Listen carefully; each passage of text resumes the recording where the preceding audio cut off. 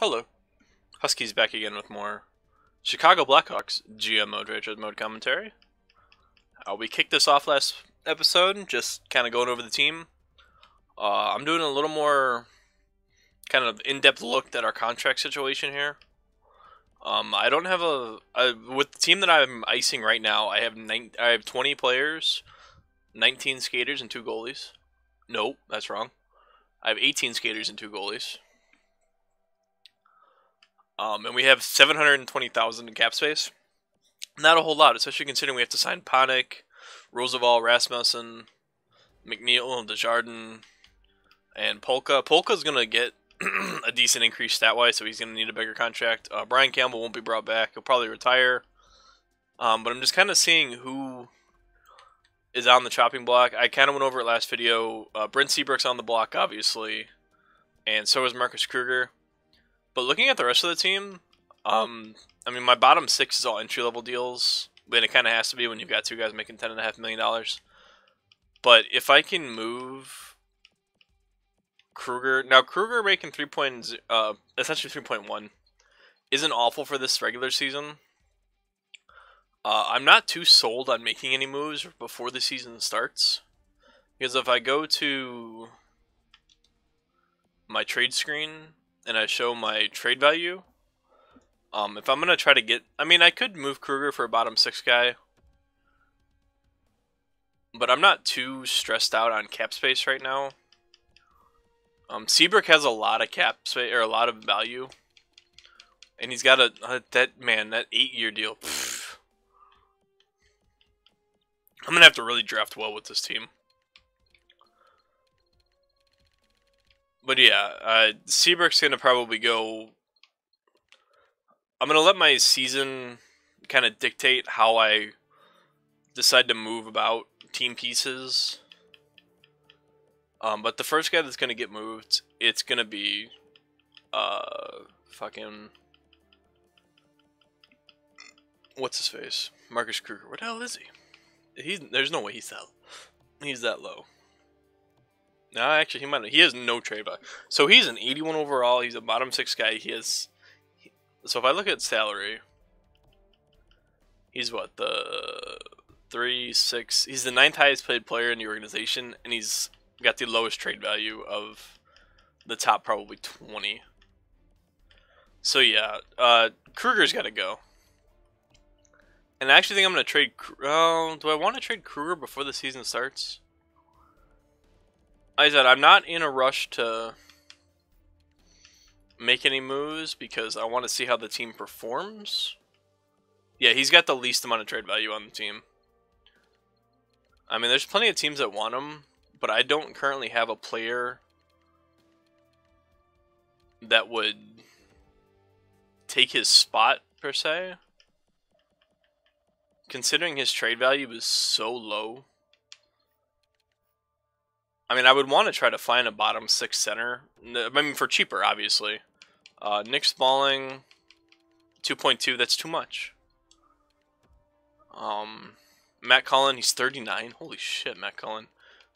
950,000.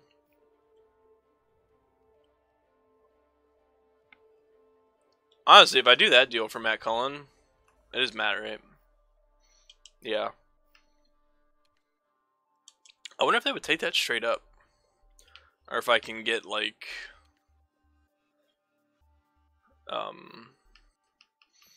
Can I get, like, a 6th and Matt Cullen for Marcus Kruger? No, it's probably gonna... I'd probably have to trade something. Yeah.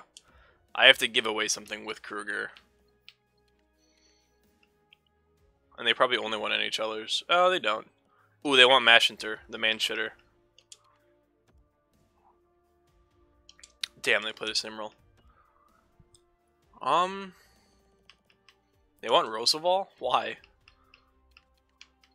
Will that go through?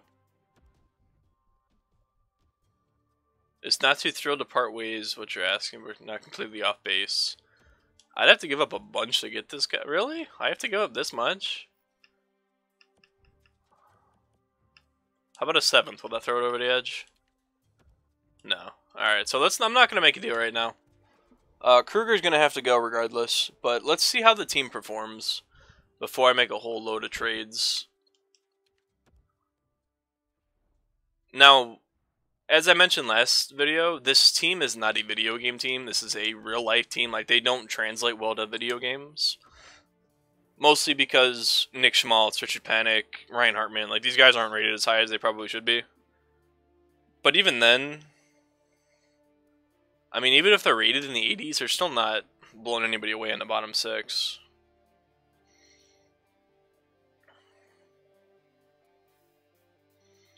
But no, I want to see how we start, because I started a Hawks one a couple weeks ago just because I couldn't sleep and I was bored.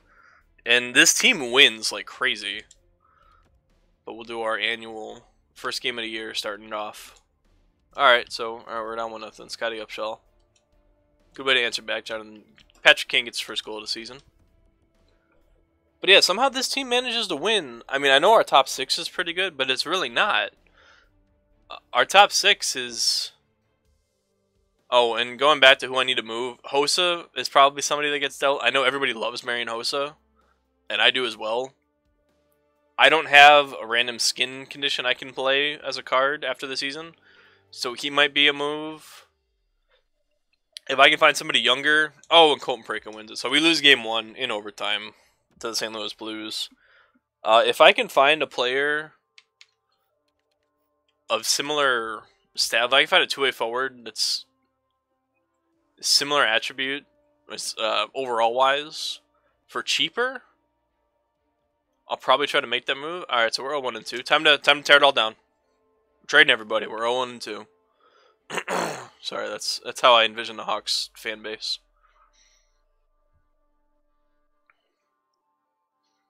But yeah, Hossa makes what, 5.8, 5.2. He makes 5 point something. He's making it for 4 more years. So, like I said, all the moves that I make with this team is going to probably depend on how we're doing as a team.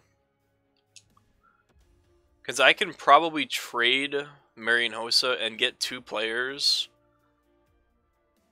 for... Well, no, what I could probably do is I can probably trade Brent Seabrook for 2 players. As in, I can get a top 4 defenseman back and probably at least a top 6 forward. Maybe not a top 6, maybe a top 9 forward. But I can get a pretty good return. But this is what I was talking about. Like, this team on paper, if you've watched any of my previous GM modes, like, my teams are, like, I've had some pretty nasty teams, like 98 offense, 97 off defense, 97 goaltending. 2 third-round picks for Lucas Carlson and Nathan Noel. Nathan Noel's not going to turn into anything, but Lucas Carlson might. I don't know if I want to make that move. I know he's only a 7th defenseman. Oh, he's a low 7th defenseman. I'm actually going to take that. Because what that does is that offers me more pieces I can move around with. So yeah, so I'll take 2 extra third-round picks. Sure, that actually kind of helps. That might help some put some trade negotiations over the edge. But as I was saying, I've had some pretty nasty teams that struggle. But this Hawks team that is basically, it's 4 forwards and 3 defensemen and a goalie. That's basically what we're running with.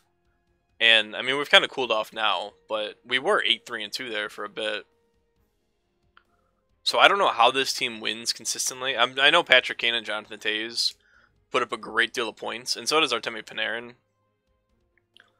Like, one of the best combos I've seen in this game, aside from Backstrom Ovechkin, is Panarin-Kane. Because Panarin has such high playmaking stats, which makes no sense, because in his time with the Hawks, I mean, the only guy that he wanted to trade when he was here was, or, well, the one he wanted to pass to before he was traded was Patrick Kane. So, I mean, it makes sense that they click, but he was brought in for his offensive capabilities and his shooting talent. So it was a little weird to see that his stats in-game are he's a passer. So we're 2nd in the division, 14-8-2. We're 3 points behind the Winnipeg Jets. A decent start. That's pretty much where I put us. Look at our offense. 3.13 goals a game. So we're averaging 3 goals a game. We're barely giving up 2. Power plays at 25%. Penalty kill could be a little better. But we're 2nd in the division with a 79. Road record could be a little better. Really rocking the UC record here. So I mean, again, I don't get how a team put together like it does. Well, how many games in are we? We're what, 24 games in, and Jonathan Toews has 28 points. That's a pretty big reason why this team progresses so well. Because yeah, Jonathan Toews has 28, Patrick Kane has 27. He's already got 12 goals, averaging half a goal a game, so a goal every other game. Panarin has 23. I almost have four. I have four guys essentially that are point per game, and then it drops down to 13 points with Marian Hossa.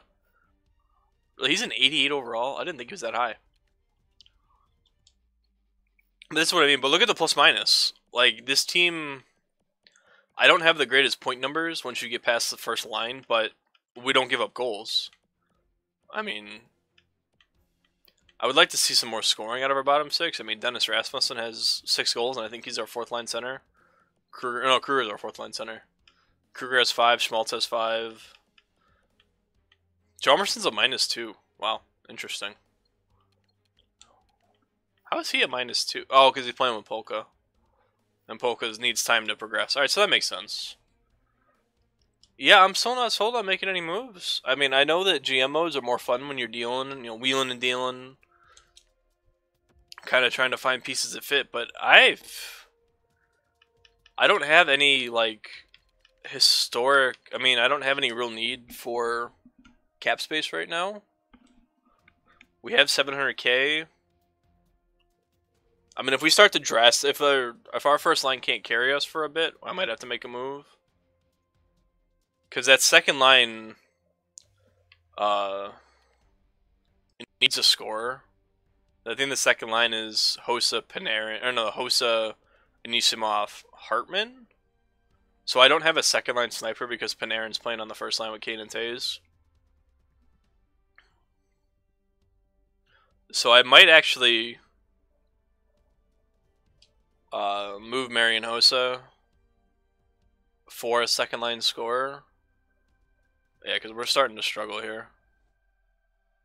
No, I don't want to jump. Let's sim to the end of the month and let's see where we're sitting. We were 14-8-2, so we're 1-6-1 in our last 8. We beat the Blues, though. That's all that matters. Yeah, we've won 1 game in our last. What is that? No, we beat the Senators. But before that, it was 9. We lost 8 straight. Not real encouraging. We lost to the Avalanche in overtime. That's real not encouraging.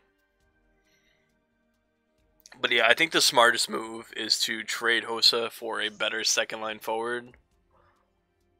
Gustav Forsling got hurt. Why is 2-2 on the first line? I don't have any prospects, that's why. Get Svedberg up there.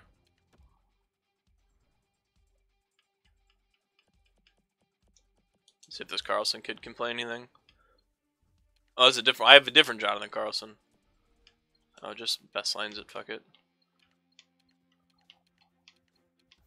Defensively, Kempney.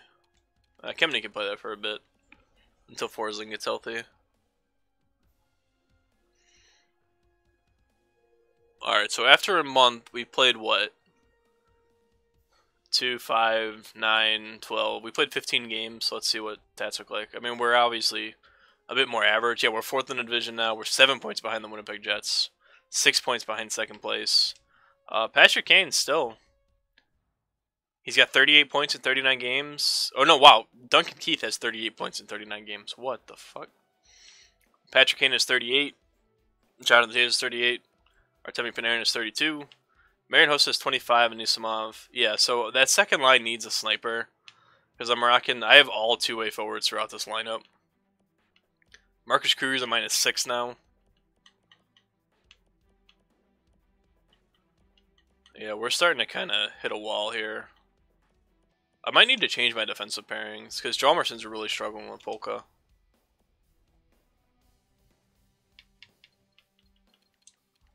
Let's see here. Yeah, Hossa and Nisimov panic. Okay, so that's really not working, I don't think. Panic's not a bad offensive threat, but he's not good enough to play in a second. This is the issues I run into. Like, I've got 5 quality forwards, but only 2 quality scorers, and that's Toews and Kane. Defensively, Polka and Hjalmarsson. I can probably put Campbell on the second line and see if Polka and Ben Riemsdyk do okay together. They both got pretty good defense, so they should be okay. Campbell brings a bit of an offensive flair to the second pairing. Well, how's Crawford doing? That's what I wanted to look at. 15 and 10. He's got a 245 goals against, a 918 save percentage, 3 shutouts. Save percentage could be a little higher.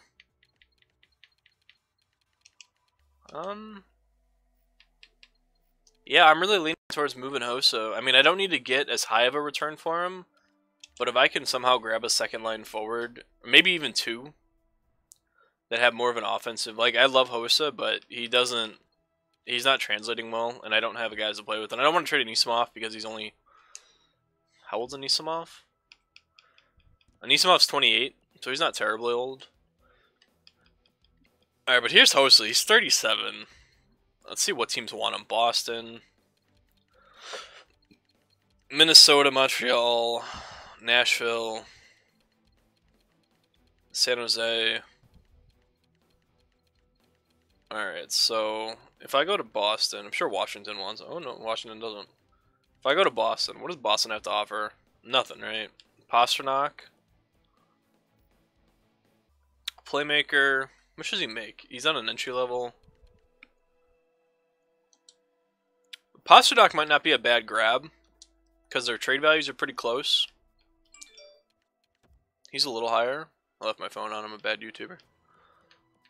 Who else do you want? Ryan Hartman, Mark McNeil, Brian Campbell, Richard Panik, Marcus Kruger. Hello. You don't have the cap space for all this, though, do you? Oh no, they do. What do you got? What do you got center wise here, boys? Can we make a deal with Boston? Riley Nash, Dominic Moore. Honestly, Dominic Moore makes the most sense for that fourth line. He's 36, but it's the exact fit. I would need to give them something, right? Because this won't go through, will it? No, I'd have to give them something extra. Pasternak has potential to really turn into something nice. Now, I have these extra third-round picks. I have 3 of them. So let's throw in Colorado's and see if they will trade rejected. Alright, so that's not enough. That surprises me. So if I give them a second... We don't think it makes sense to take on the salary of Marcus Kruger. Alright, so let's drop Kruger. And let's give them the Devils' third and Hossa for David Pasternak. Really? Or how about my third? Oh no, Carolina's third, sorry. Wow. So Marian Hossa in a third for David Pasternak. Now, overall wise, this isn't a 1-for-1 that makes sense. He's an 85 overall. But if I go to Edit Lines, and I know I'm going to get some hate from the Hawks fans for trading Hossa. But what this does, it allows me to put Pasternak on the wing. He's got decent offense. Like, he should come in, and he's got 12 goals. 12 goals, 24. He's almost a point-per-game player. Like, I'm sure he was playing with Marchand and Bergeron, so I'm sure that was helping. But, I mean, he had a breakout year this year in real life, so I'm kind of banking that he does it as well. He's going to be playing with Anisimov and Richard Panik. We'll see if I leave Panik there. I might try to trade Mark McNeil. Who do I have scratched? I have Desjardins scratched, so I could put Desjardins as my fourth line center, and I could probably trade Mark McNeil for a second line sniper. I can package him with like a second, because he's got decent trade value. Right? Forwards. McNeil. Oh, it's not as high as I'd hoped it was. Oh, it's not terrible, though. And I'm sure more teams want him. But ideally, I would want to get a second-line sniper. And if I wanted a second-line sniper,